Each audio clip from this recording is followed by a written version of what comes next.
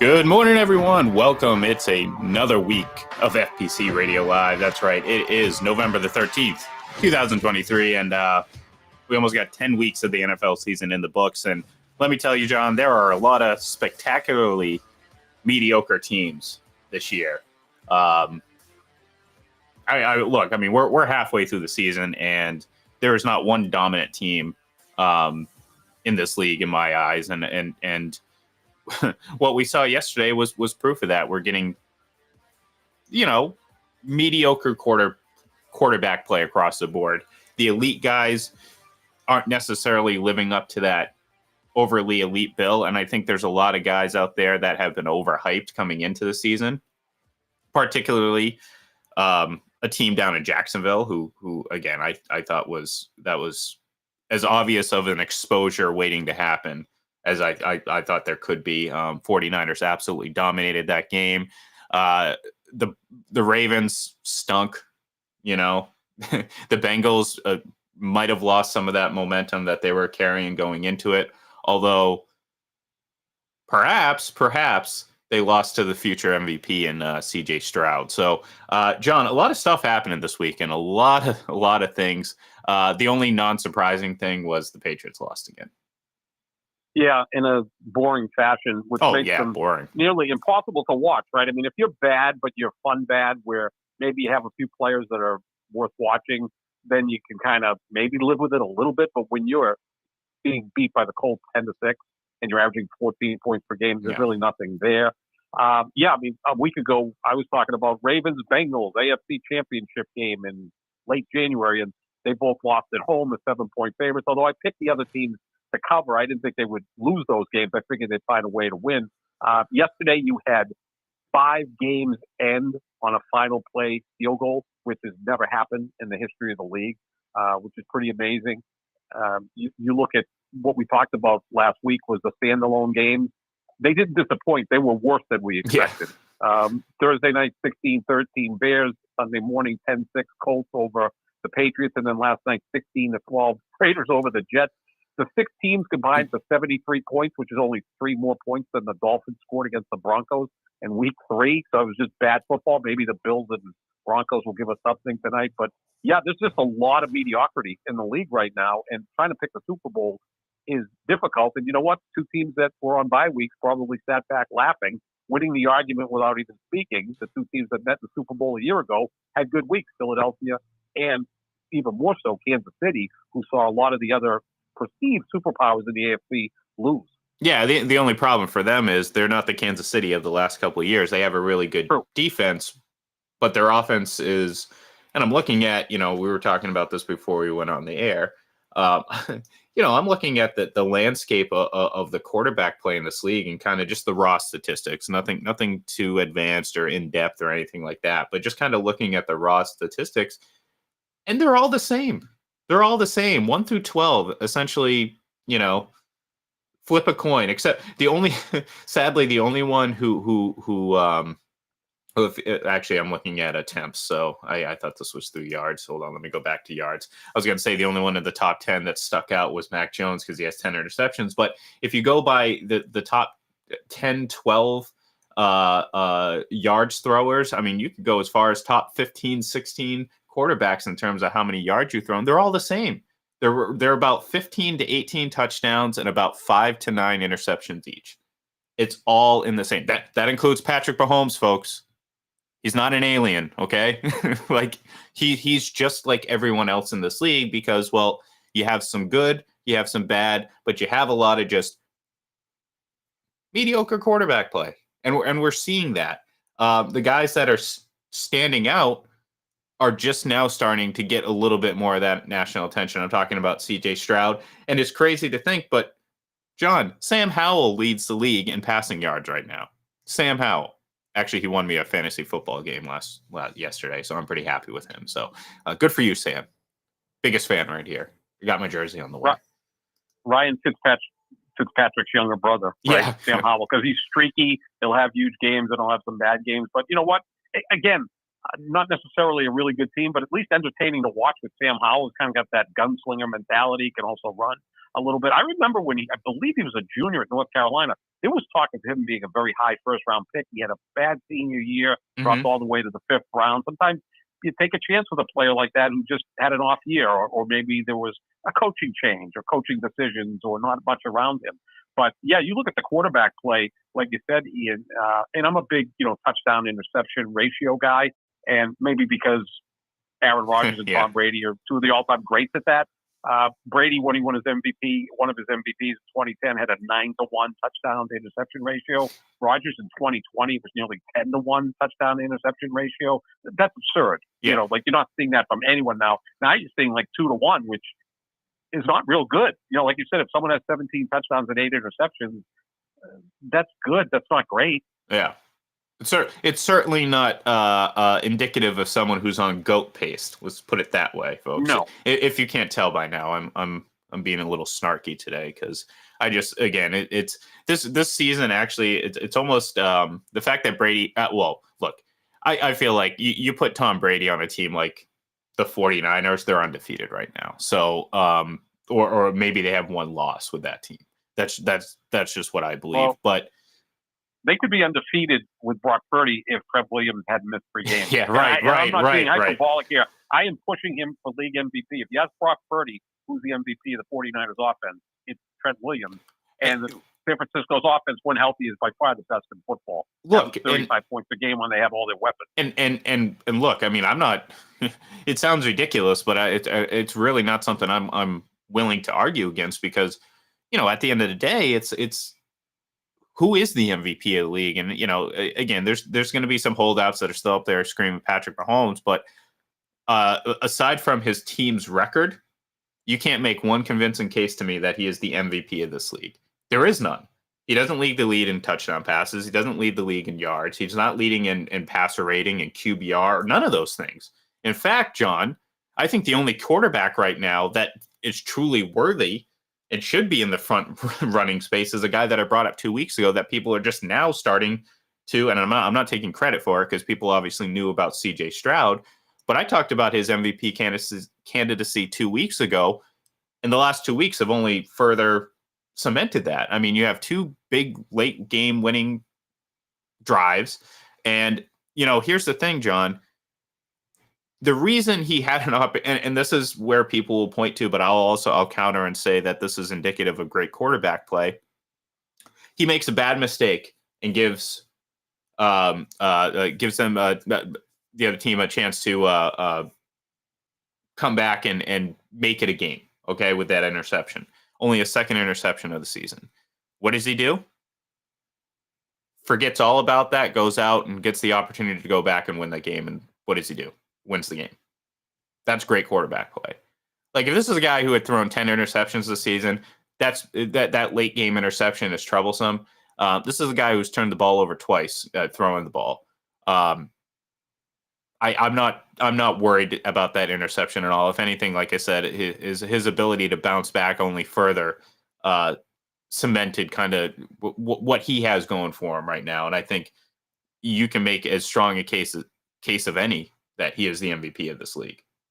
No question. And how do you think the Carolina Panthers feel right now? Because they had the first pick in the draft. They traded up for that. They gave a lot to the Bears to get the first overall pick, and they took Bryce Young. And again, it's still early in their rookie season or midway through their rookie season, but Bryce Young looks just so small. And again, kind of like Baker Mayfield or Kyler Murray. I mean, they seem limited. I don't think you're ever going to see a guy who's considered the greatest quarterback in the sport at 5'8" or 5'9". I'm not trying to be a sizist, but for the most part, the lineage of great quarterbacks is 6'4", 6'5". A couple guys that are in that discussion, 6'2", but not 5'8", 5'9". And rumor has it that Frank Reich, the new head coach of Carolina, wanted C.J. Stroud, but David Tepper, the meddlesome owner of the Carolina Panthers, who's now on his 5th head coach in like 5 years, wanted Bryce Young. Well, Frank Reich may lose his job because of David Tepper's stupidity, and Lord knows who's going to be the next coach of the Carolina Panthers. And Houston, with the number 2 pick, takes this young man. And you remember the national semifinal a year ago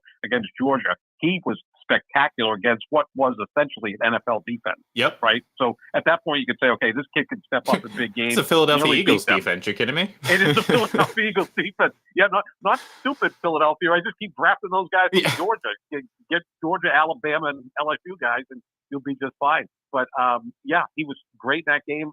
Nearly pulled off that upset, and you could see that this guy was ready for prime time. He's been outstanding. You know, he's 6'3", 220, got a lot of swag, and look, he's going toe to toe with Joe Burrow and other great quarterbacks, and he's winning. So yeah, he definitely is in the MVP race. If they make the playoffs at 10-7, and he's 35-4 touchdowns, interceptions, and he has that huge turnaround, why not?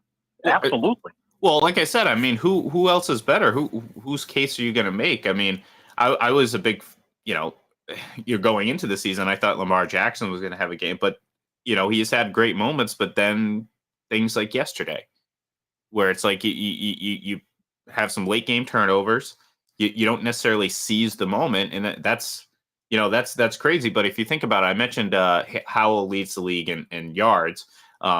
He's played 10 games as opposed to a lot of these guys only playing 9. So there's that. But CJ Stroud leads the league in yards per game at 291. Again, that's more than Kirk Cousins, Tua. That's more than Jared Goff. That's more than Patrick Mahomes. That's more than Josh Allen. And he's turning the ball over less and throwing just as many interceptions. And I don't have these numbers in front of me. I'll have to look them up and check it out. Again, the Texans aren't by far and away leading the league in yards after the catch. You know what I mean? And I'm not using this as a knock, but, for years you heard about, this guy's not this because he just dinks and dunks. Well, we've seen CJ Stroud move the ball across the field, move the ball downfield. And like I said, I mean, I was, call me anti-Patrick Mahomes or whatever, but it's like,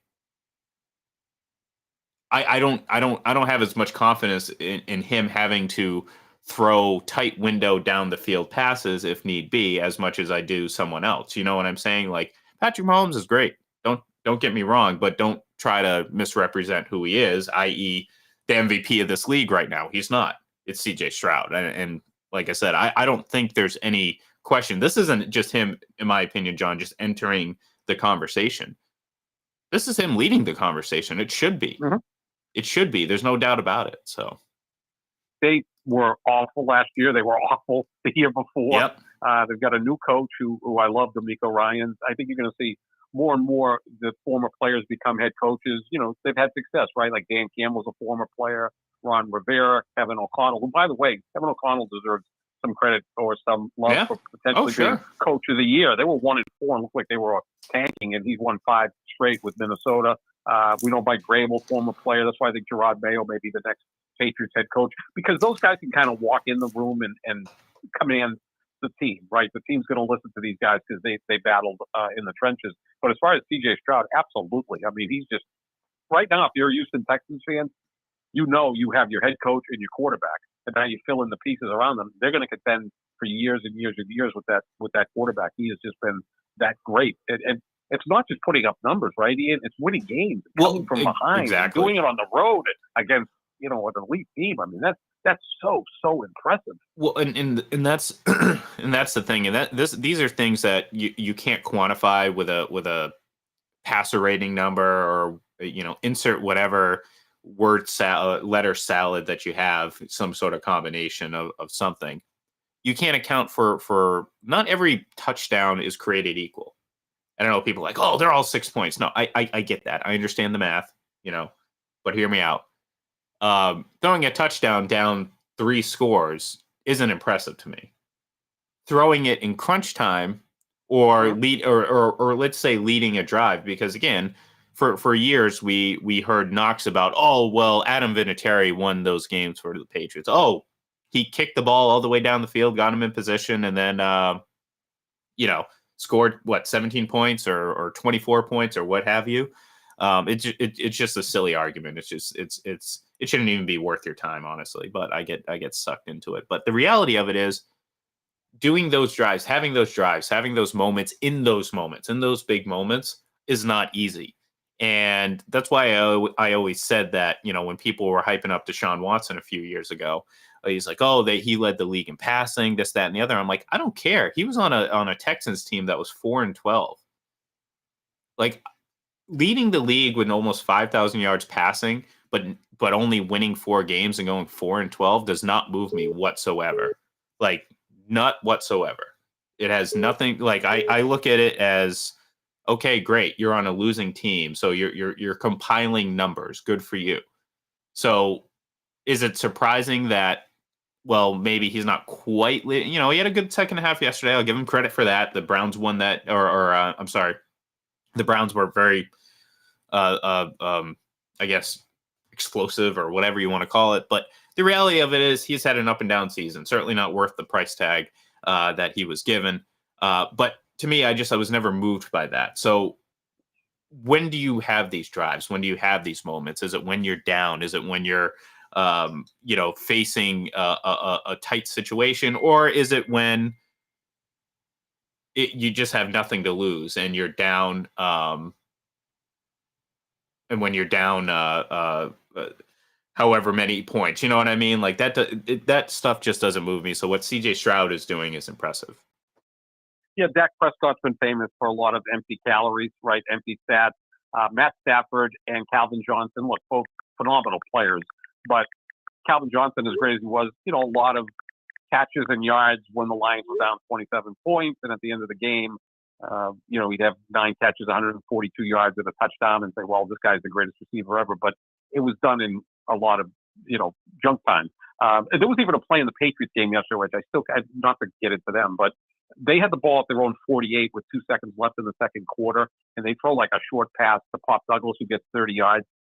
Like, what was that? I mean, so Mac Jones gets 30 yards passing on his stats. Why didn't they attempt a Hail Mary in that situation? Are they afraid he's going to throw an interception? Can he not reach the end zone? Like, there's all these different spots in a game that are so important, like you said, Ian.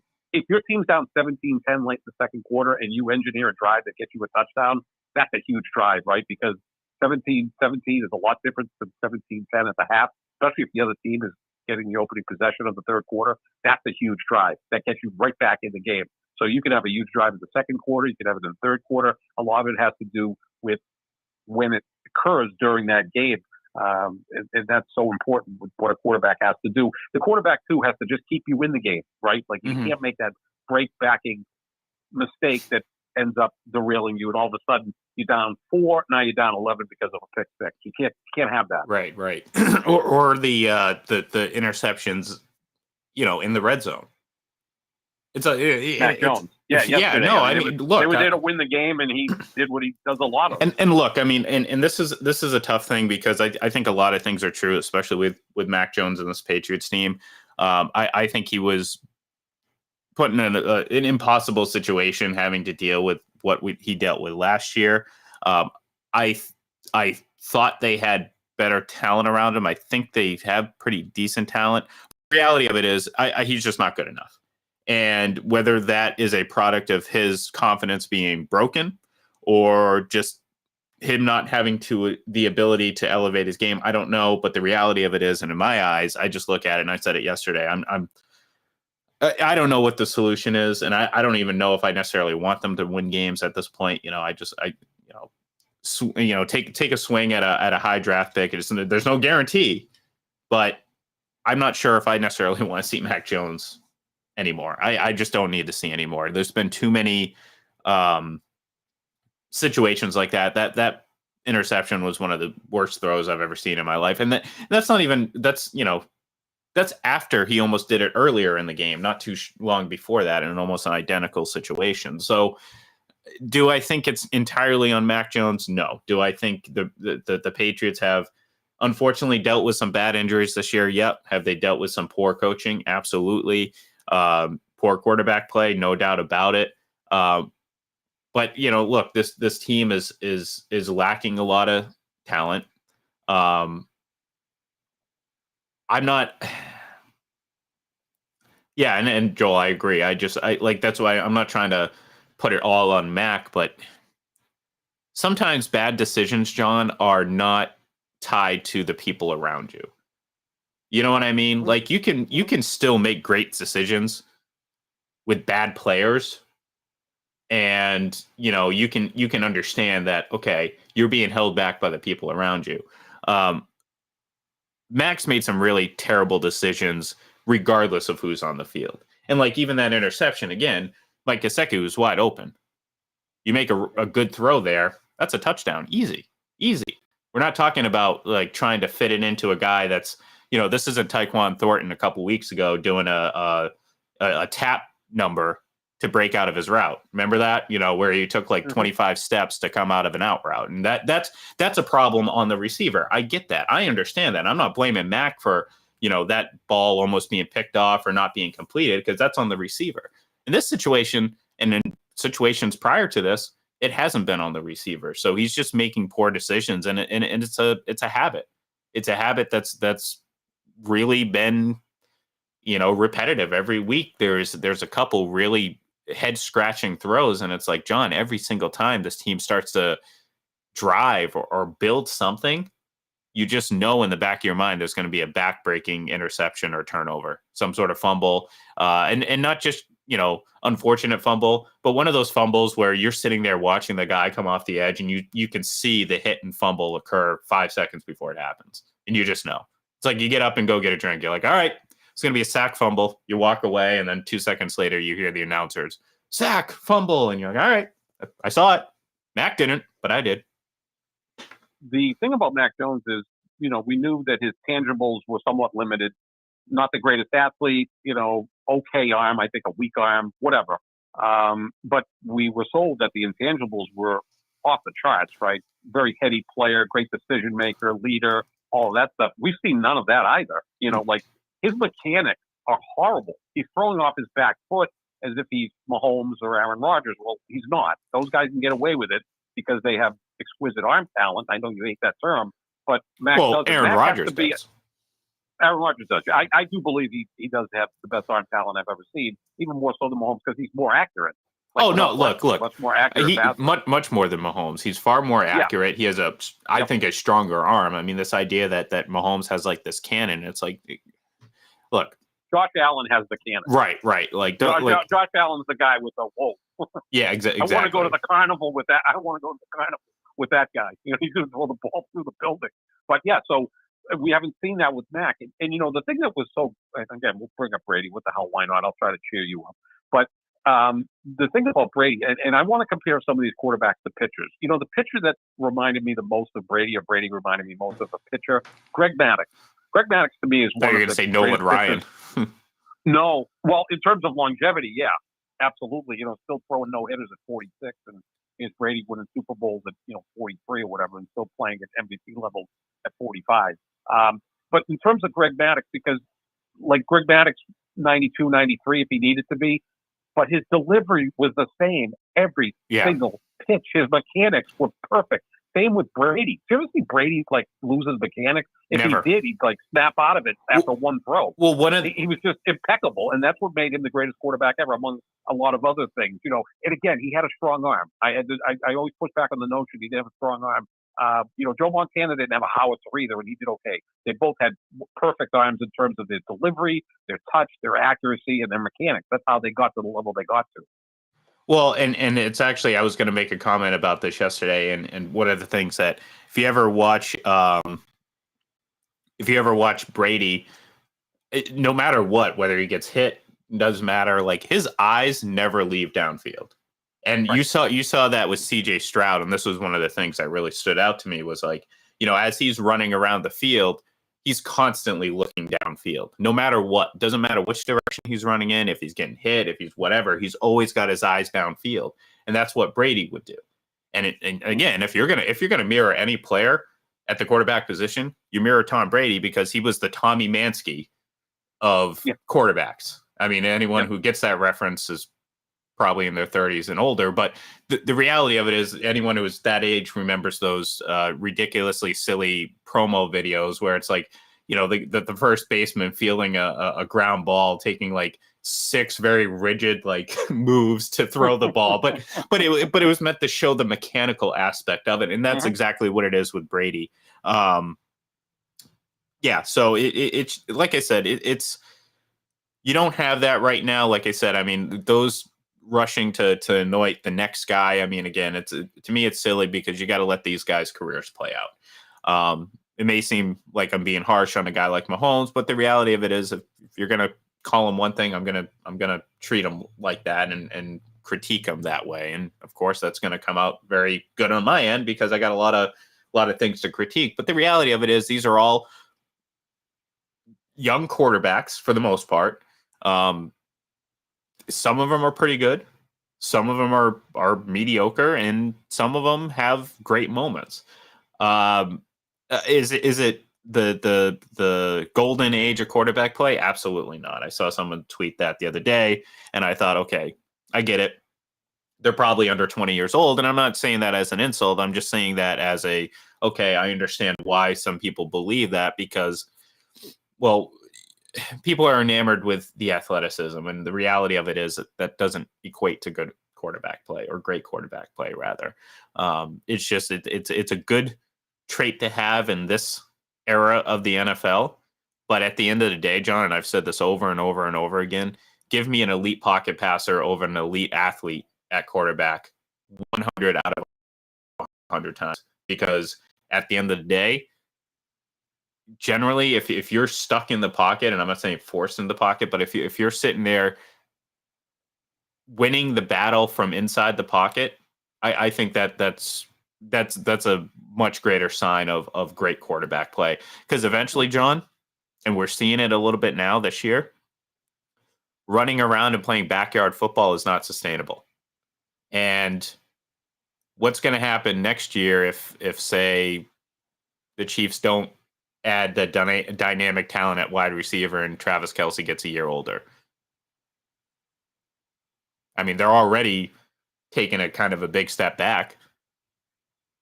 Like, Brady was successful and took lower receivers because, well, guess what? He commanded the game from the pocket. So those defenders were, at times, there was nothing they could do. I mean, you feel that same way sometimes with Mahomes. Sure, absolutely. Running around, it creates opportunities. But how efficient is that, John? I mean, it was great when you had Tyreek Hill, you had, Sammy Watkins, Travis Kelce, 4 years younger, so on and so forth. But when you had Rashid Rice and Isaiah Pacheco running back, I mean, great running back, great at catching the pass, but what else? Who's that dynamic player on their offense? The thing about Brady, he was such a precise thrower of the football, right? And the routes had to be run precisely. He probably wasn't the easiest guy to play with, right? It's demanding because he's that great. And look, most of the great players in any sport, difficult to play with. LeBron James is not an easy guy to play with because his IQ is off the charts. Same thing with Brady. They're like 3 steps ahead of everyone else, so they see the game differently, so you better run the right route.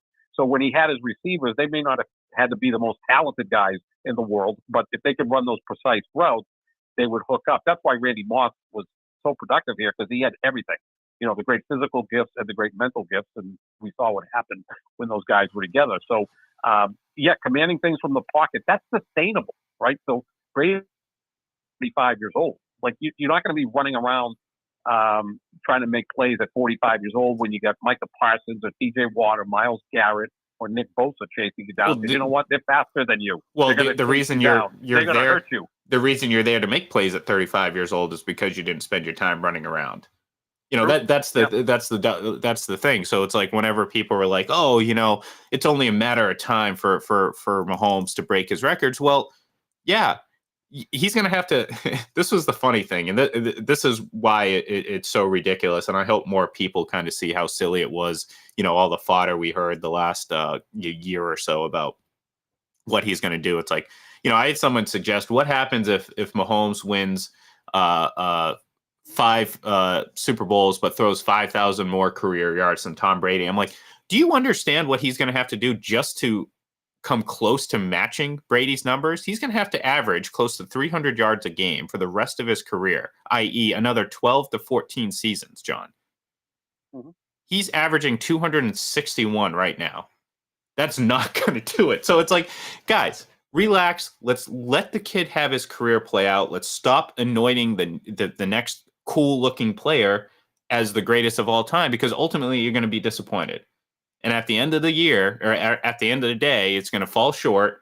And, I don't know. But anyways, who do you got? We heard this about Mike Trout, didn't we? Yeah, we heard this about Mike Trout. Mike Trout, Aaron Rodgers. They're all going to surpass everybody. Yep. They're going to surpass. And look, Rodgers has put up the numbers, just didn't win enough. That's the. But it's like, think about how great. And I've made this case a lot, where it's like, unfortunately, Aaron Rodgers' career is going to be greatly underappreciated because he was compared to Tom Brady.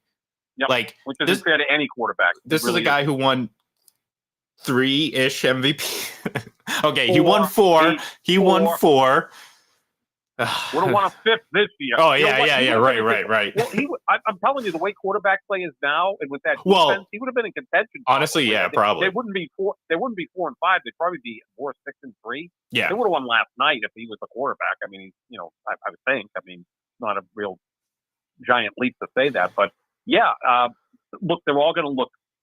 They're going to pale in comparison to Brady, even the great Peyton Manning, because he has 2 Super Bowls, and Rodgers has 1, and Roethlisberger has 2, and Montana has 4. And like at the time, it was like no one's going to surpass that. Although everybody seems to forget Bradshaw also has 4 and was MVP of 2 of the Super Bowls. He was huge in those games. Right. But yeah, to compare anybody to Brady, it's not really fair to anybody. Well, and again, it at the end of the day, it's like we sit here and think that Aaron Rodgers was underwhelming in his career, when the reality of it is he's arguably a top 10 quarterback of all time. Oh, and, if the Super Bowl ever. Well, I think no, I know you believe that. I'm saying arguably, because I think there's enough people that probably think he might be just outside the top 10, which I think is, look, that's fair. I'm not gonna, I have. I'd like to debate those people, but but it's not outrageous. You know what I mean? It's not an outrageous thing to say. It might be a little hot take-ish, but it's who are you including? Unitas, Otto Graham. Well, that's the thing too. So if you're including them, then then maybe he's 8th or 9th or 10th. So yeah, he's right on that. Right. Which is again not the worst thing. Heck, I think Kobe Bryant's the 9th greatest basketball player ever. And when you say that on Twitter, Laker fans want to destroy you. Well, there's only 8 guys better than Kobe in the history of the sport. That's pretty exalted area to be. I used to call Aaron Rodgers this generation Steve Young, and Packers fans would be furious. And I'm like, I said that as a compliment. What are you talking about? But yeah. He's had a little longer career now, so I think he may have surpassed them. Yeah, they both have the 1 Super Bowl. This was a few years ago. 1 Super Bowl, high passer rating guys, very athletic, great arms. One was a righty, one was a lefty. So that was his idol. That was his idol growing up. Yeah. No, I think there's a lot of similarities between the two. So, like I said it as a compliment, and people would come back at me like, "What are you talking about?" I'm like, "What are you talking about?" Like, But this was in the thick of. Yeah, this was in the thick of. Well, Aaron Rodgers has more talent, so he's better than Brady. He would have won 17 Super Bowls in 10 years. Like, come on, guys. Like, relax. So, anyways, real quick, who do you got winning tonight? Is it the Bills, or are the Broncos going to pull off another crazy upset? And John, before you answer quickly, it's not quite out of the realm of possibilities, because, well, let's face it, the Bills are maybe a playoff team, and that's crazy to say. Right now, they're on the outside looking in, along with the Cincinnati Bengals. How strange is that? Huh. Wild. And the New England Patriots. Why? Of course. I just wanted to throw that in there to humble you. Hey, trust me, I am humble. I am, I've taken this with a whole lot of positivity. I've watched this Patriots team have a lot of success. I'm okay. Like, I can live through a season or two of pretty bad football and just kind of laugh it off and say, you know what?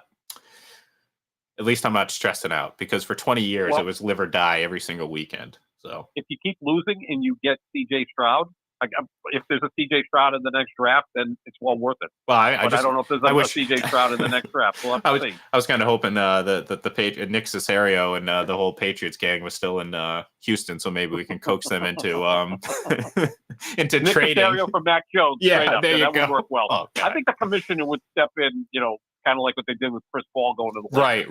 Right.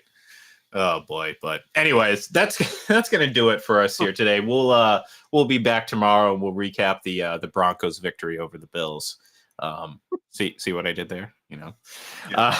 We'll see, maybe. But anyways, thank you everyone for tuning in, and we'll be back tomorrow.